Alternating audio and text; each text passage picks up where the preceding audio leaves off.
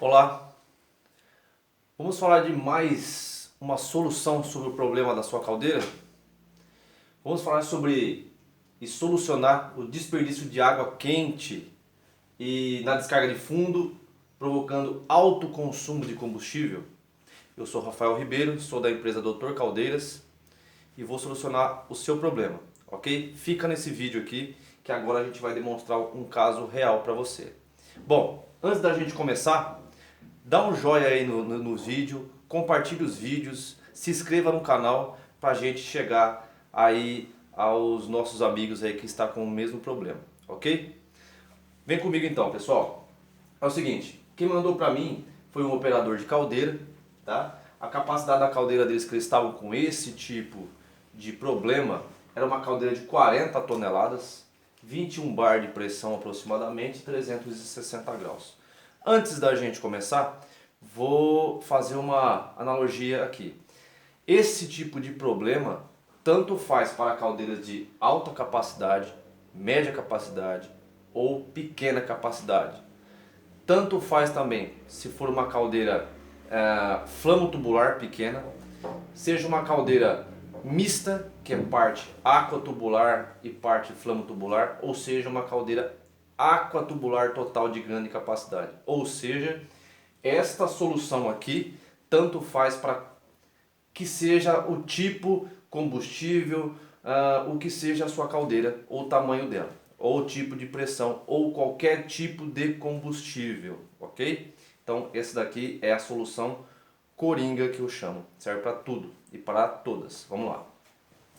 Ele diz assim, ó, a dúvida dele: por que temos que acionar várias vezes a válvula automática de descarga de fundo? Já que percebemos que quando precisamos acioná-la várias vezes, a nossa caldeira queima mais combustível, mas produz menos vapor. Esse é um dilema, né, pessoal? Porque muita gente já deduz qual é a solução e de onde, o que se deve fazer e de onde que vem o problema, tá? Então é o seguinte, nós temos aí basicamente três problemas reais que eu chamo.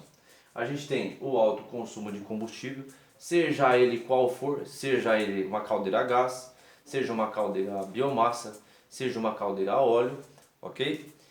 Seja um mix, né, de combustível, ou seja, você juntar dois tipos de combustível para queimar numa caldeira, tá? Seja uma caldeira grande, seja uma caldeira média, ou seja numa caldeira pequena. A baixa produção de vapor é uma consequência disso e o acionamento frequente de descarga de fundo, tá? Eu vou dar algumas soluções aqui, algumas dicas e sugestões e a gente vai deduzindo aí o porquê que isso está acontecendo, ok? Vamos lá. Bom, a primeira solução é óbvio, por conta de incrustações, tá? Aqui tá escrito, né? Mas eu vou desmiuçar o tema. O primeiro quesito é por conta das incrustações internas e externas. O que seriam essas incrustações? A sujeira, tá? Por conta de um tratamento de água ineficiente, tá?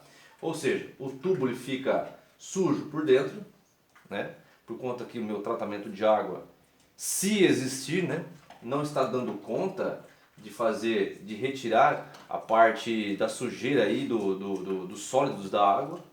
E também sugiro para vocês que o que muitas vezes acontece, aliás, é que o pessoal fala assim, bom, eu vou então injetar uma quantidade de produto químico maior para ver se dá conta de melhorar a água, para que a água da caldeira ela fique mais limpa, e nem sempre é assim. Porque se você colocar muito produto químico também, vai dar incrustações internas, tá? Porque as dosagens de produtos químicos também tem a sua quantidade certa para ser dosada. Então colocar em muita quantidade, produto químico também é prejudicial, tá? Isso é um tubo da sua caldeira sujo por dentro e aqui seria um tubo limpo. Ou seja, se você tem essas incrustações internas, você vai ter essas incrustações, aliás, elas funcionam, entre aspas, como se fosse um isolante térmico.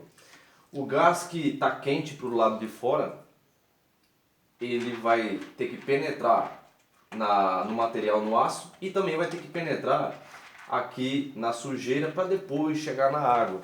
Ou seja, vai ter que queimar um pouco mais de combustível para que essa passagem consiga atingir a água aqui e aquecer ela. Ou seja, ter um tratamento de água é o ideal. E um tratamento ideal também, não é qualquer tipo de tratamento. E o tipo de tratamento, a gente vai ver daqui a pouco, é de acordo com a pressão da sua caldeira, tá? Tanto incrustações internas, ou seja, por dentro do tubo, quanto externas, para o lado de fora do tubo, tá? Porque há possibilidade, na maioria das vezes, que a caldeira talvez não tenha sopradores de fuligem, que faz a limpeza para o lado de fora dos tubos, e às vezes tem formações de pedras entupindo, né, a passagem dos gases, que também funciona como um isolante térmico, só que do lado de fora dos tubos. Os tubos ficam sujos. Se existe sujeira do lado de dentro ou do lado de fora, a energia, o calor fica mais difícil de penetrar o aço e aí esquentar a água, consequentemente gastando muito mais combustível, tá?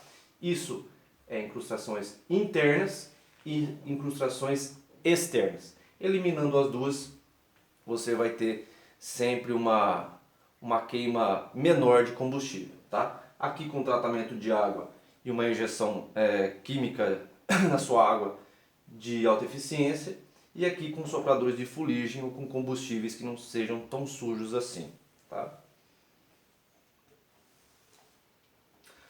A segunda solução, se você já tem um tratamento de água bom, se você não tem tantas incrustações assim, se não tem tanta sujeira para o lado de fora dos tubos, então é a hora de você fazer uma análise se é possível colocar um outro economizador na sua caldeira. Ou se você não tiver nenhum economizador na sua caldeira, também vai ajudar você a consumir menos combustível, tá? Por quê? O economizador, ele é um jogo de serpentinas que por dentro passa água e por fora passa a fumaça quente, vamos dizer assim, tá? Os gases quentes. Os gases estão quentes, esquenta mais a água, aquece mais a água, essa água vai para dentro da caldeira, necessita de menos combustível para evaporar ela. É o mesmo conceito de uma chaleira no fogão. Se você pegar água quente e você tentar evaporar ela, você vai gastar menos gás, ao invés de você fazer o mesmo conceito, o mesmo teste com uma água fria, tá? Quem vai evaporar primeiro? A água fria ou a água que já vem quente do chuveiro? Aqui é a mesma coisa. Com um economizador ou com mais de um economizador, você aquece mais a água. Porém, nós temos aí que verificar se a temperatura da fumaça dos gases, ao sair para entrar nesse economizador novo ou nesse outro economizador novo, esteja a temperatura da fumaça dos gases ao entrar no economizador novo esteja na faixa de 105, maior que 150 graus. Porque temperaturas abaixo de 150 graus, após o último trocador de calor, existe o chamado ponto de orvalho, que a fumaça, vou explicar a grosso modo para vocês, que a fumaça ela se liquefaz. O que ela faz? A fumaça ela vira líquido e esse líquido é um ácido.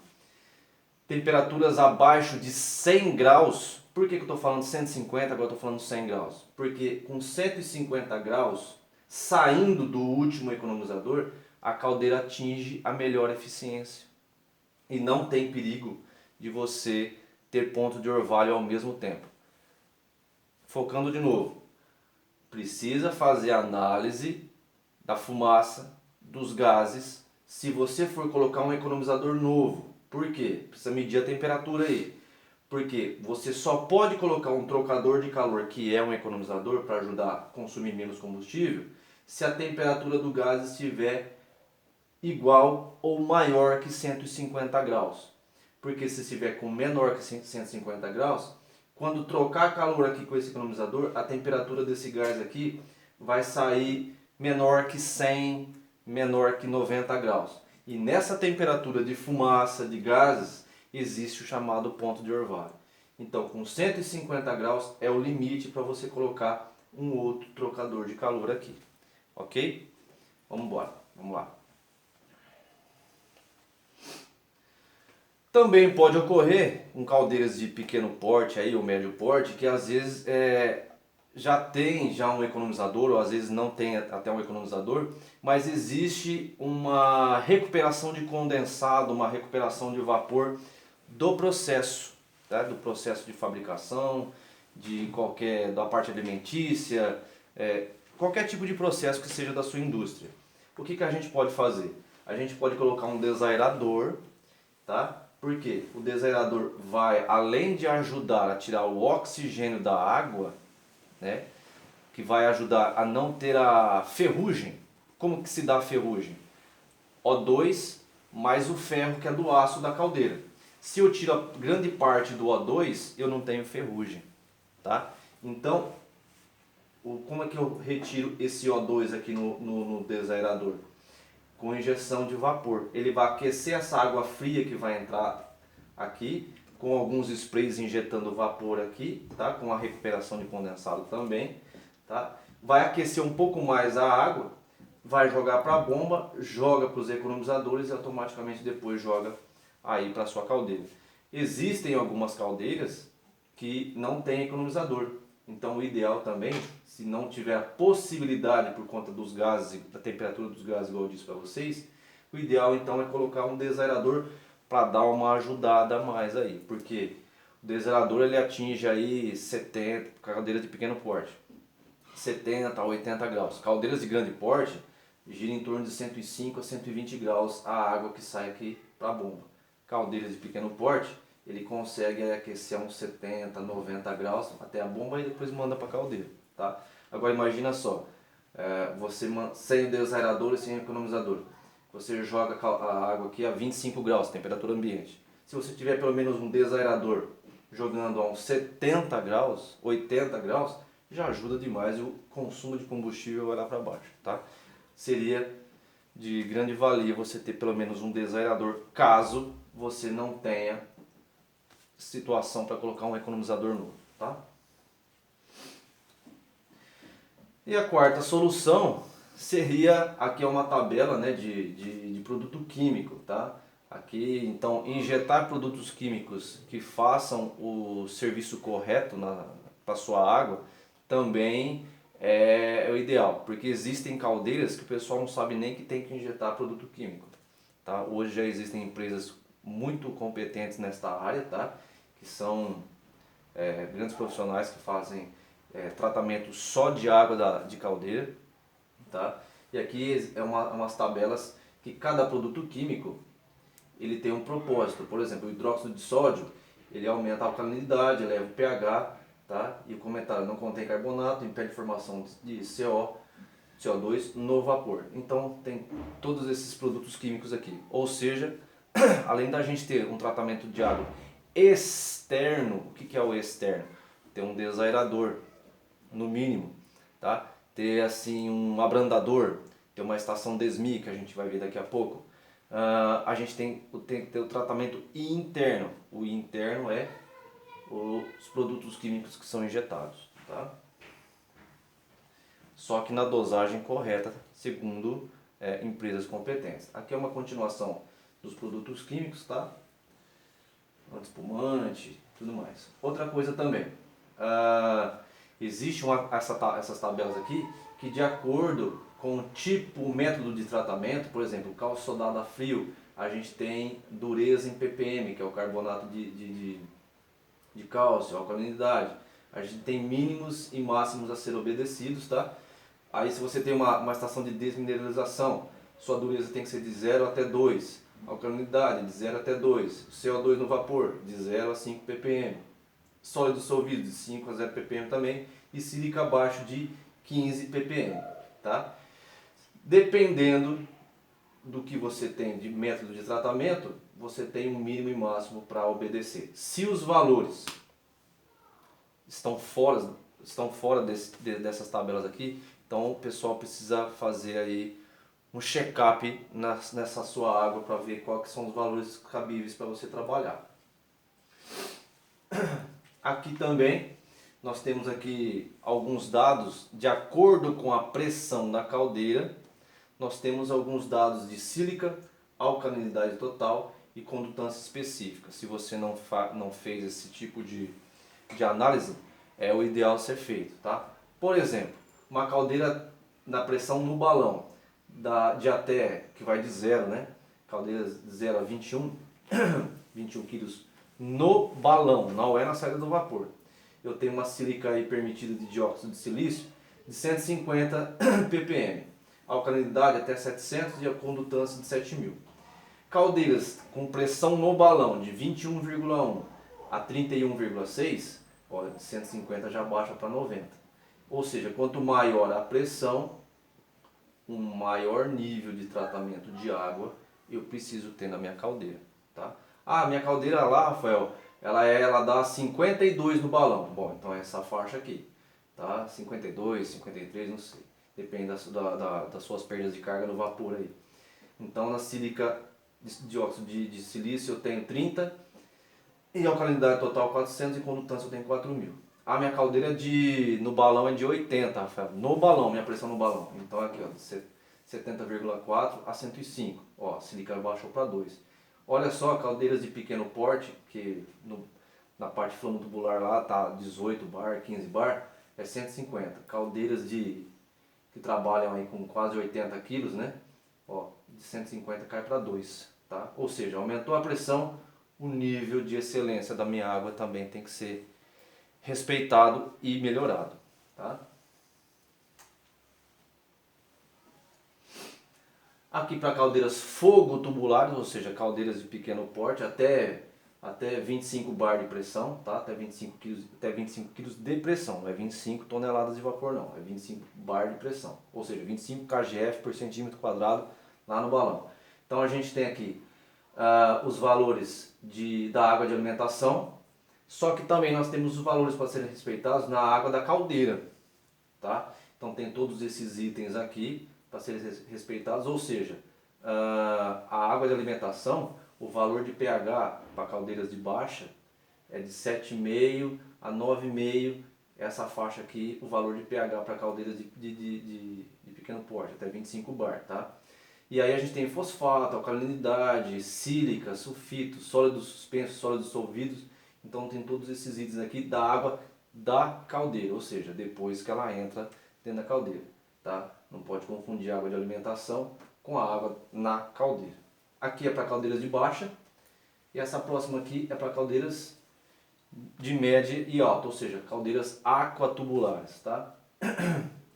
Então, de acordo com a pressão da caldeira, ó, 20 bar, 40 bar, 60, 80, 100, 120, menor que 130, ela vai até aqui, né?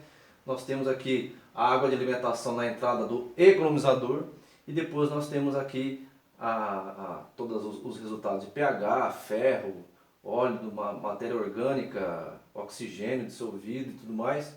E também nós temos aqui a água dentro da caldeira, igual da outra lá, tá? De pequeno porte. Então nós temos essas tabelas aqui a serem respeitadas de acordo com o seu tipo de caldeira e principalmente a pressão da sua caldeira. Quanto maior a pressão, melhor o nível de água que você precisa ter na sua caldeira e consequentemente consumo de combustível bem menor e maior taxa de evaporação e maior produção de vapor.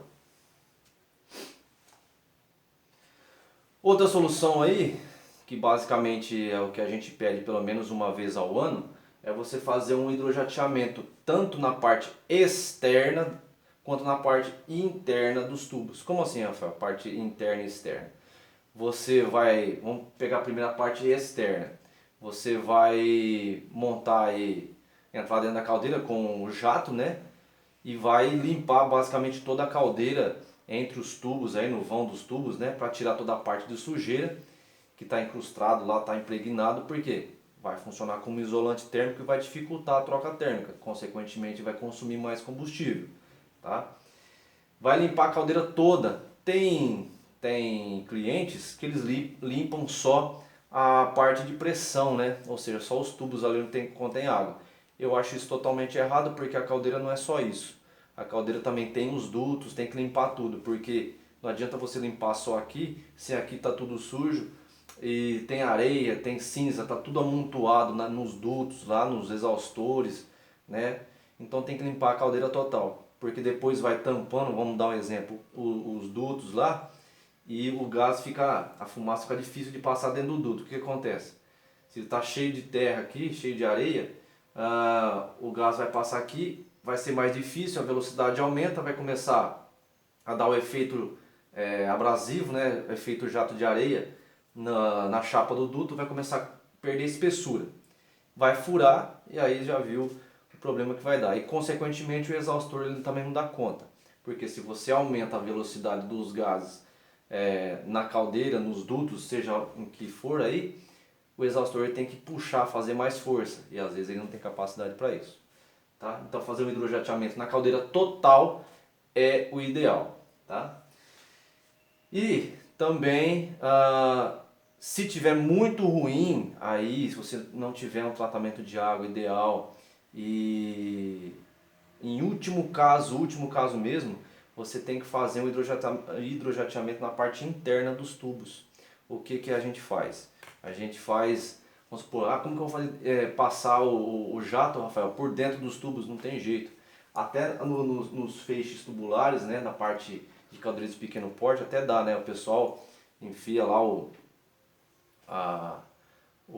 aquela maquininha que rotaciona, né? Ou a própria bucha manualmente, faz a limpeza. E caldeiras de alta, o pessoal enfia, faz a limpeza do hidrojateamento só no feixe tubular. Tá? Mas se tiver muito ruim, e vamos supor, Rafael, o ano que vem, de qualquer jeito a gente vai ter que trocar esses tubos. Então para esse ano a gente precisa de uma solução barata. O que que a gente faz? Basicamente a gente tem as paredes d'água aqui que vai subir, né? Lá do coletor de baixo até lá em cima. A gente abre em cada tubo, em cada tubinho da parede d'água, uma meia cana que a gente chama, né?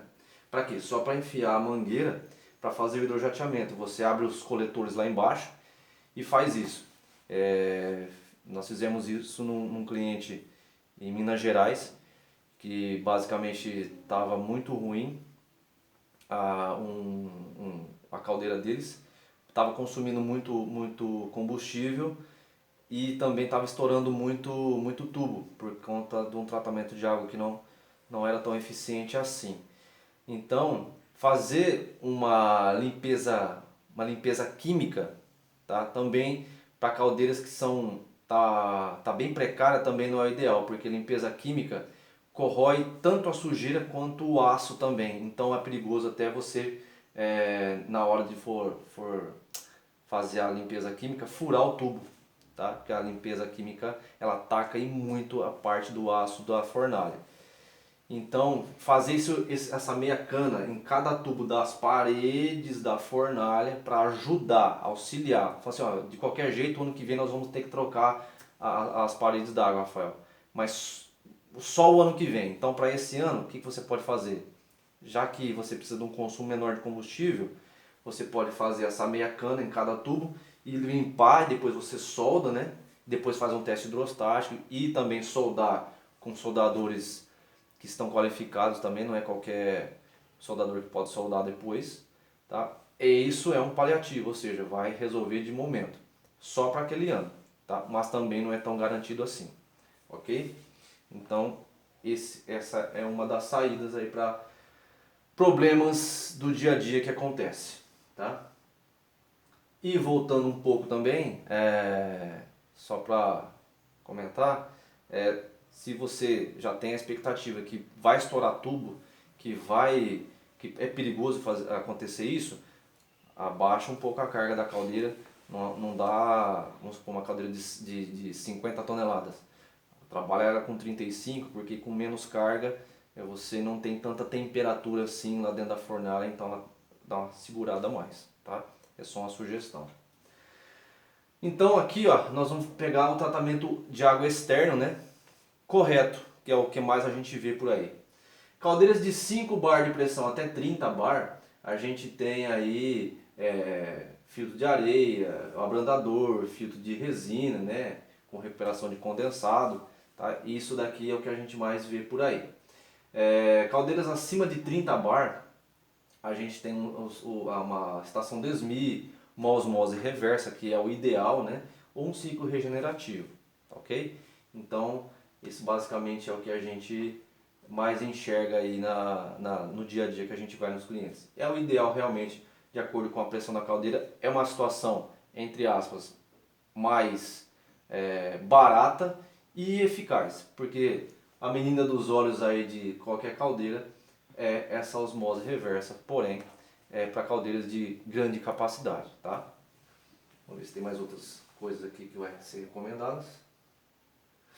Aqui, só para demonstrar para vocês que mas o meu tempo, qual que é o tempo de descarga então, Rafael? A gente estava falando de tempo de descarga de fundo, né? Que isso influencia, quanto mais descarga de fundo, mais consumo de combustível. Então quanto que eu tenho que dar de descarga, qual que é o tempo de abertura da válvula, quantas vezes eu tenho que dar? Cada caso é um caso, tá? Eu vou só demonstrar para vocês aqui 3 tipos de caldeira que a gente tem aqui variados tempos, tanto de acionamento quanto de abertura. Pressão, aqui uma caldeira de 21, para você ter uma ideia, não tem nenhum tipo de tratamento. Esse cliente aqui não tem. O certo seria ter pelo menos aí um filtro de areia, tá? Mas estou falando para vocês o que a gente visualiza aí no cotidiano. E a descarga de fundo dele é a cada 30 minutos, com o tempo da válvula aberta a cada 25 segundos, tá? Ela fica aberta 25 segundos a cada 30 minutos. Uma caldeira de 42 bar de pressão, o meu cliente ele tem um abrandador.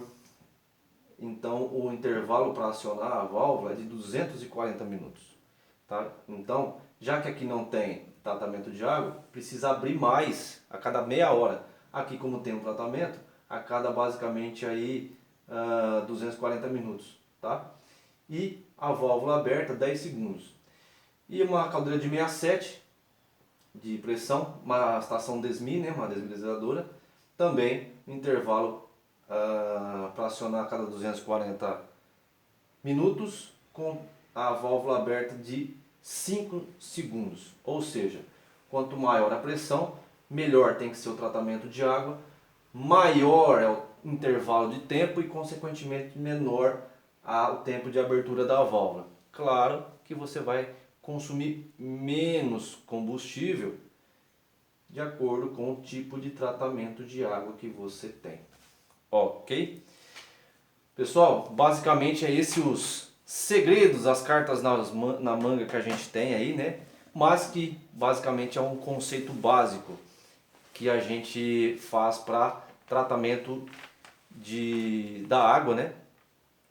Ou seja, o consumo de combustível é o tratamento, o segredo é um tratamento de água, consequentemente visualizar se o projeto pode ser colocado no economizador a mais ou não, ou um desaerador, e as incrustações internas e externas. Com essa junção, a sua caldeira ela vai ter uma melhor eficiência e baixo consumo de combustível, ok? Pessoal, meu nome é Rafael Ribeiro, sou da Doutor Caldeiras. Conseguimos pelo menos solucionar mais um problema para vocês, com dicas, sugestões. Deixa um joinha para mim aí no vídeo, compartilhe esse vídeo, por favor. Peço a ajuda de vocês para chegar para cada vez mais pessoas. Se inscreva no canal, espero ter ajudado vocês. E a cada 1 dia, 2 dias eu estou soltando mais um vídeo para vocês com alguns problemas, ok? E com várias soluções. Espero ter ajudado, fique com Deus, saúde para todos. E até o próximo vídeo. Se inscreve no canal que daqui 2 dias vai ter outro problema e outra solução para vocês. Até o próximo vídeo.